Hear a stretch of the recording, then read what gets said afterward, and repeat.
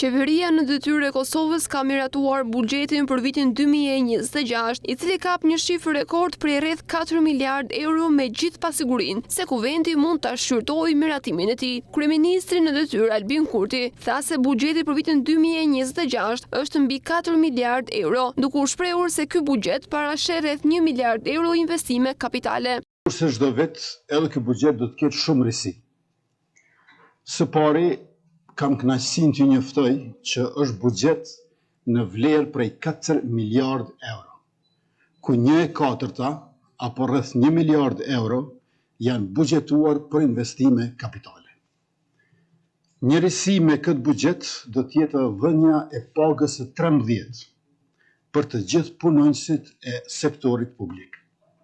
Pra, kushdo që punon së paku 12 muaj në sektorin publik, me qeverinë tonë në fund të vitit, do të mund ta përfitoj edhe pagën e 13.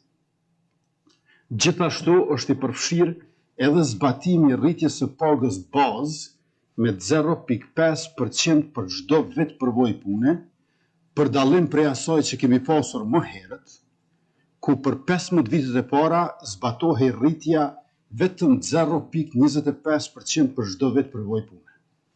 Kjo përkthehet në rritje shtesë për pagën e secilit që punon në sektorin publik varësisht nga vitet e përvojës punës.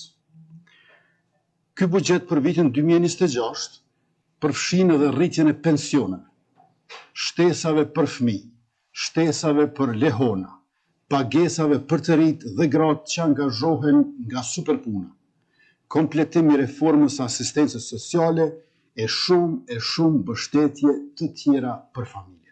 Gjatë kësaj mbledhje, qeveria në detyrë gjithashtu e rriti pensionin minimal nga 120 në 150 euro, si dhe shtesat për të gjithë fëmijët nga 0 deri në 16 vjeç për 50%, rreth 200.000 pensionistë dhe mbi 400.000 fëmijë do të përfitojnë nga këto rritje që nga muaji nëntor, deklaroi Kurti.